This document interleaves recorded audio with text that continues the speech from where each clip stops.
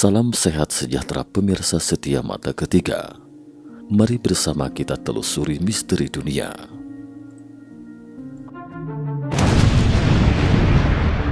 Sekitar 13,8 miliar tahun silam, singularitas meledak dan terbelah menjadi dua alam semesta.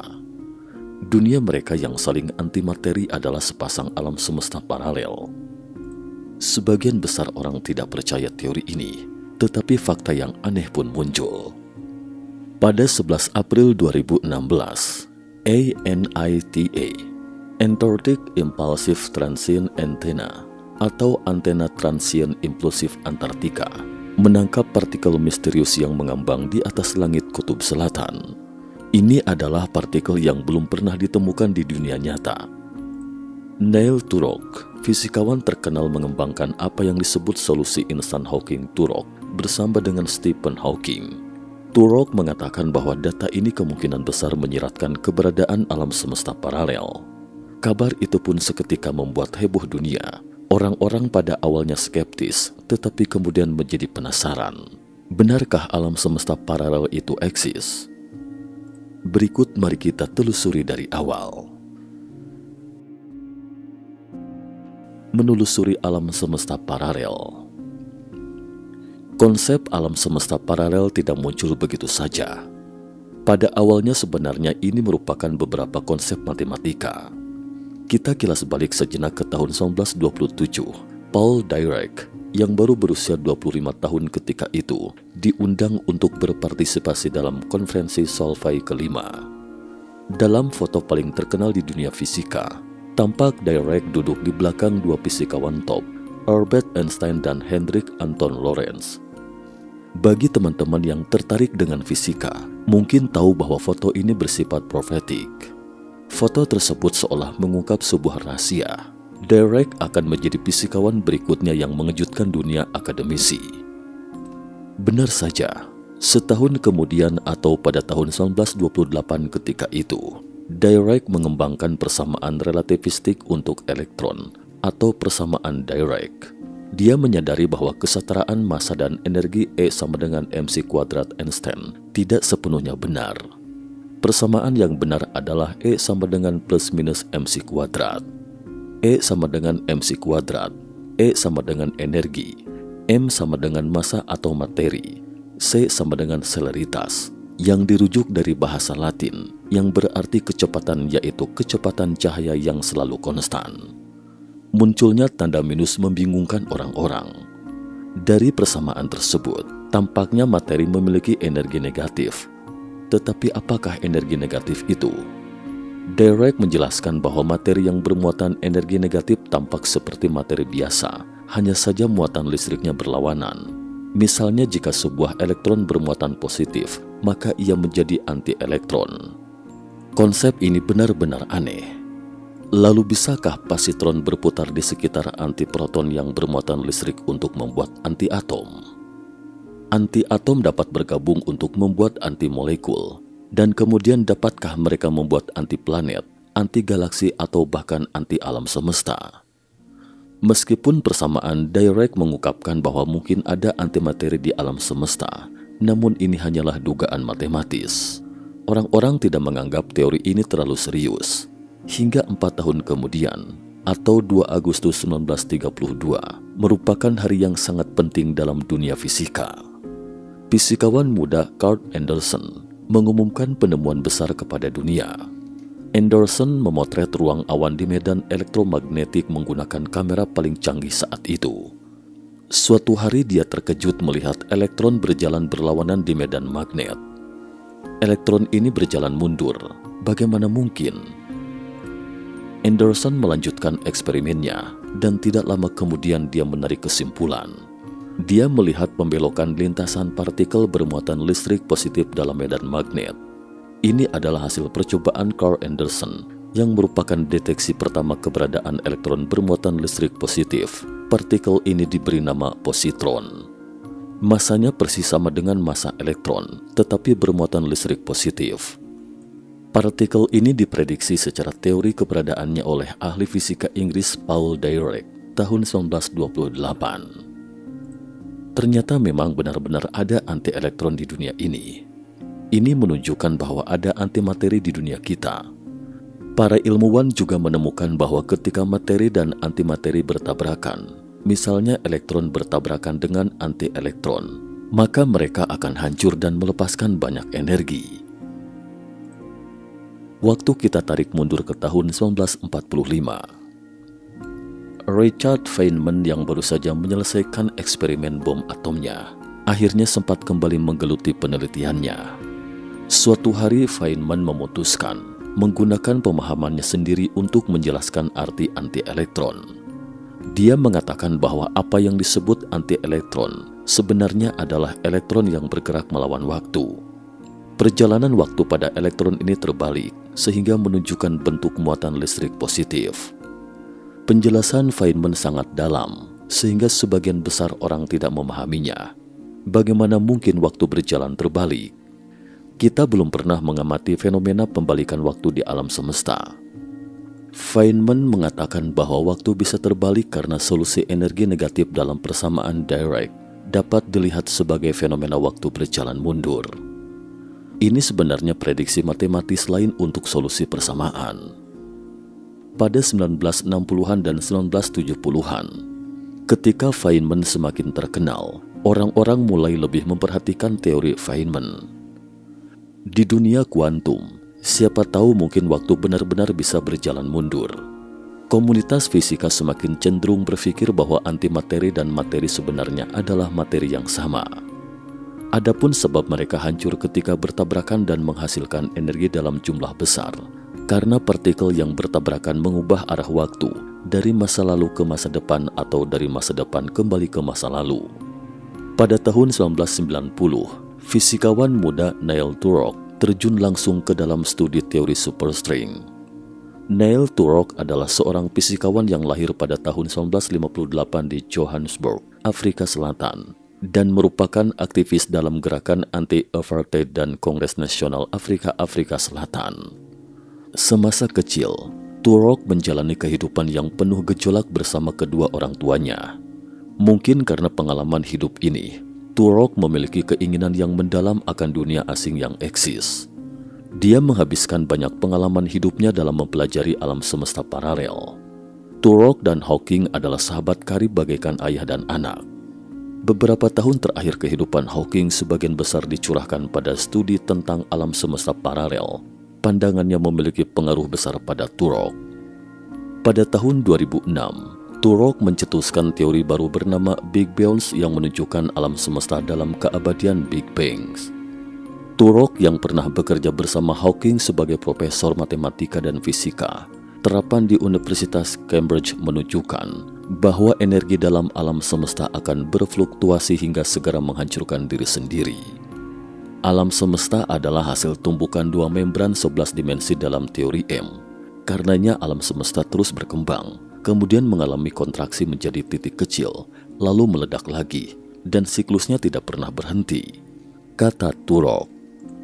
Karena model prediksinya identik dengan data pengamatan alam semesta saat ini, sehingga modelnya telah menarik perhatian besar dari komunitas fisika.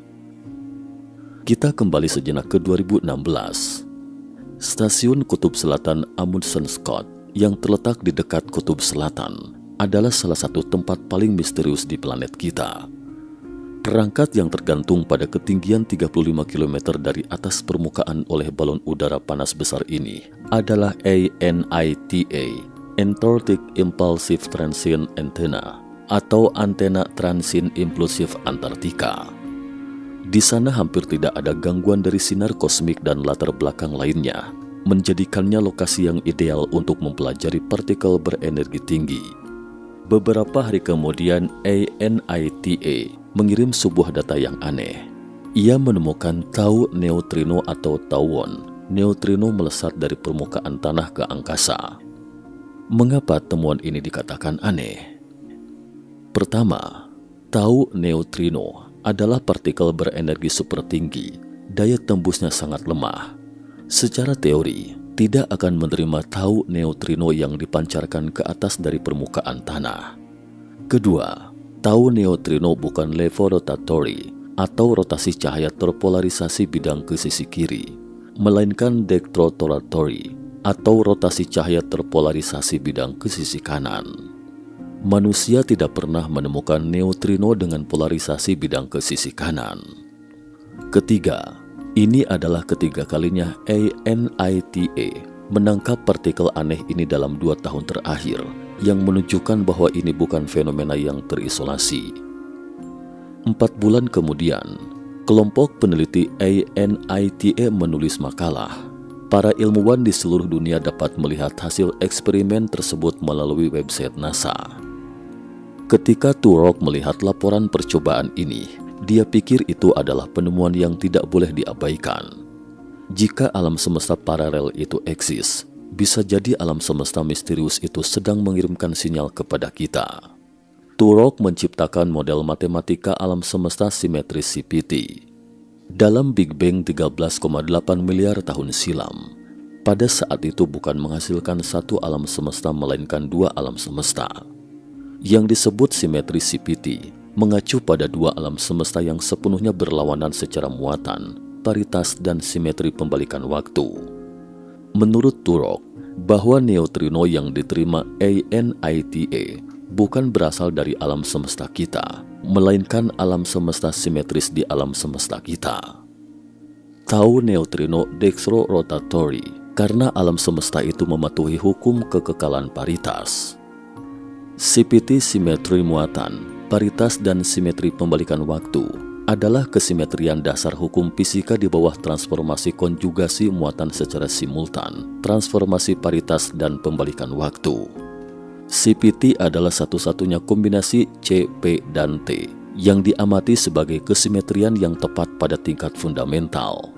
Muatan, paritas, dan simetri pembalikan waktu adalah simetri dasar hukum fisika di bawah transformasi simultan dari konjugasi muatan C, transformasi paritas P, dan pembalikan waktu T.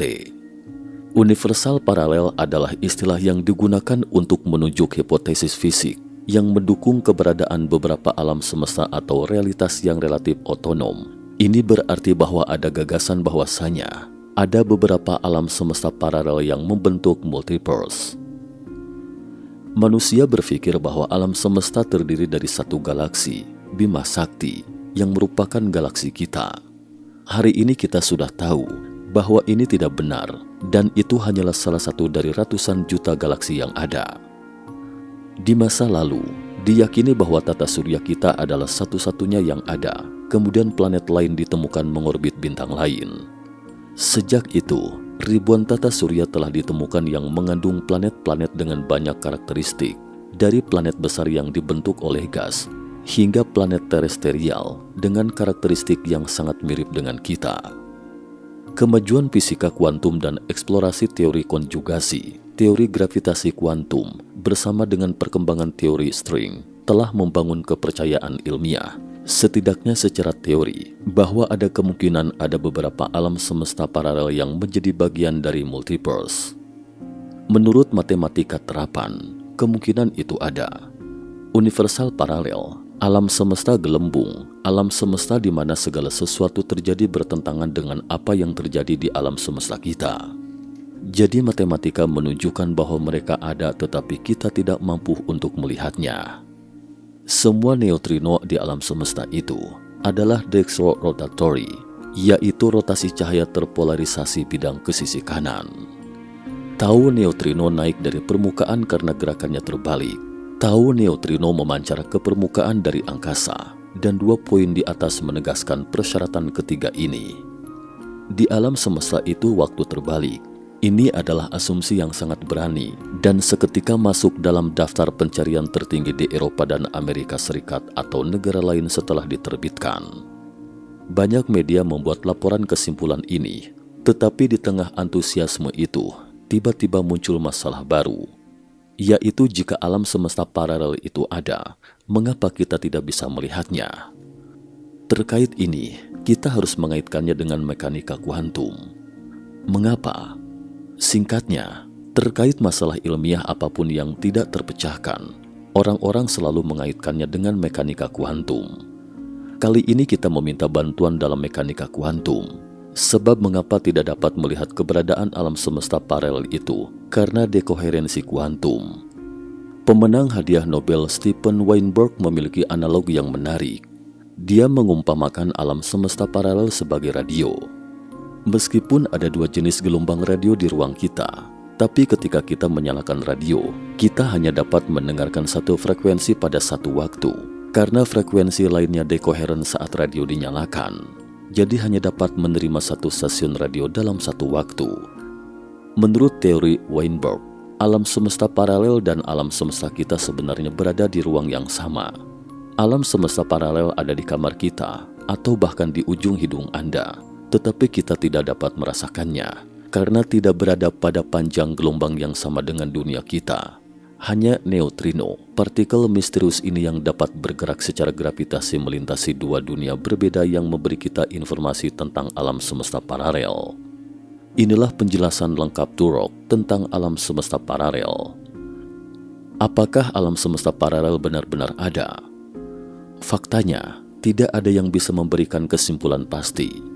Tetapi konsep alam semesta paralel memang dapat membawa orang-orang ke konsep yang tak terbatas, yang membuat orang merasa sangat penasaran.